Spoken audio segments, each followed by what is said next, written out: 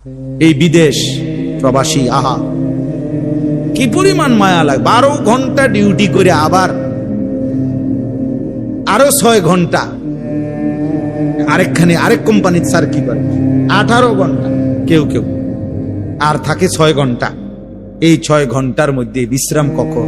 নিজের জামাগুলা নিজে ধোয়, নিজের রান্নাটা নিজে করে। প্রবাসীগুলো বিদেশে থাকে, যে আমি তো সৌদি আরবে অনেক দূর দূর ছেলেদের কাছে গেছি, ওরা দম করে খুব মহব্বত করে। তাইলে এই নিজের রান্না নিজের, কত ছেলে যে বিশ্বাস করো ভাইয়া কি পরিমাণ কান্দে, আল্লাহর কসম। এটা যদি আমি দেখাইতে পারতাম। এখান থেকে এটা বিদেশ অনেক কষ্ট, এই কথাটা কইলো তুমি বুঝদা না ভাইয়া, অনেক কষ্ট। এটা কইলো তুমি বুঝদা না, এটা কইতে তো 1 মিনিট লাগছে, আর অনেক কষ্ট। বাস্তবতা হলো তার চাইতে অনেক বেশি কষ্ট। এই প্রখর রৌদ্রে, এই তীব্র রৌদ্রে, বিশেষ করে 12 ঘন্টা ডিউটি করে আসার পরে যখন একটা ছেলে